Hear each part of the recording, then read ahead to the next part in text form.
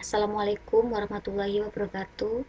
Pada pertemuan kali ini kita akan membahas mengenai kebijakan moneter dan fiskal.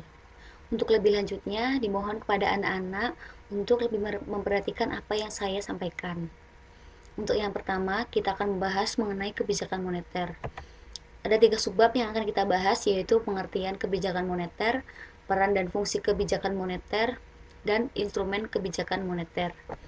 Untuk yang pertama, pengertian kebijakan moneter ialah kebijakan pemerintah melalui bank sentral untuk menambah atau mengurangi jumlah uang yang beredar dalam rangka mengendalikan perekonomian. Untuk selanjutnya, peran dan fungsi kebijakan moneter yang berisi ada 4, yaitu menjaga stabilitas ekonomi, menjaga stabilitas harga, meningkatkan kesempatan kerja, memperbaiki posisi neraca perdagangan, dan neraca pembayaran. Untuk selanjutnya, instrumen kebijakan moneter, yaitu ada mengurangi jumlah uang yang beredar dan menambah jumlah uang yang beredar. Di dalamnya juga ada instrumen kebijakan, yaitu ada kebijakan pasar terbuka, kebijakan diskonto, kebijakan cadangan kas, kebijakan kredit ketat, dan kebijakan dorongan moral. Di sini saya akan lebih menjelaskan mengenai kebijakan tersebut, yaitu yang pertama kebijakan operasi pasar terbuka atau open market, yaitu cara mengendalikan uang yang beredar dengan menjual atau membeli surat berharga pemerintah, government securities. Contoh, SBI atau singkatan dari Sertifikat Bank Indonesia, dan SBPU atau singkatan atas surat berharga pasar uang. Selanjutnya, kebijakan diskonto atau discount rate.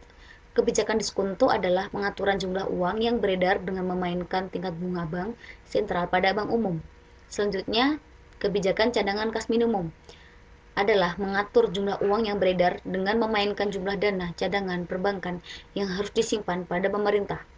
Selanjutnya, kebijakan kredit ketat merupakan suatu fasilitas keuangan yang memungkinkan seseorang atau badan usaha untuk meminjam uang untuk membeli produk dan membayarnya kembali dalam jangka waktu yang ditentukan.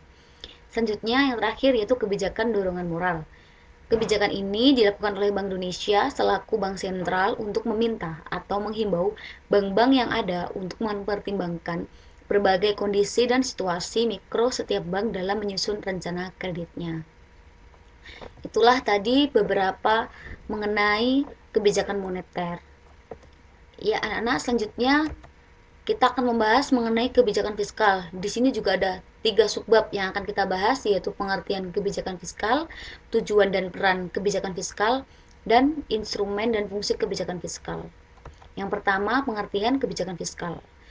Kebijakan penyesuaian di bidang pengeluaran dan penerimaan untuk memperbaiki keadaan ekonomi atau kebijakan pemerintah untuk mempengaruhi proses kehidupan ekonomi masyarakat melalui APBN. Selanjutnya, tujuan dan peran kebijakan fiskal.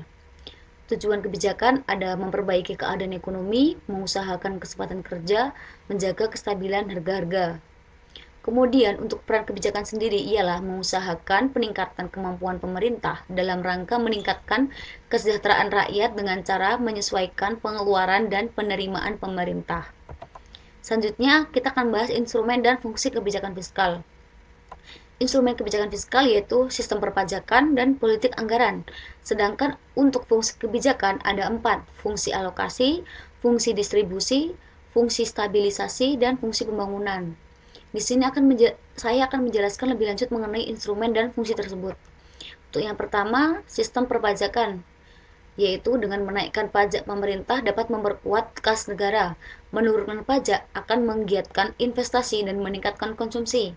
Untuk selanjutnya, politik anggaran. Pemerintah dapat menetapkan anggaran berimbang atau anggaran tidak berimbang, surplus atau defisit. Untuk selanjutnya mengenai fungsi. Fungsi alokasi sendiri yaitu bahwa pendapatan paling besar dari pajak dan digunakan untuk membangun sarana umum seperti jembatan, taman umum, dan semua yang bersifat umum. Selanjutnya, fungsi distribusi, yaitu pendapatan dalam APBN di samping didistribusikan untuk kepentingan umum, juga didistribusi untuk dana subsidi dan pensiun, yang di mana kan transfer atau payment.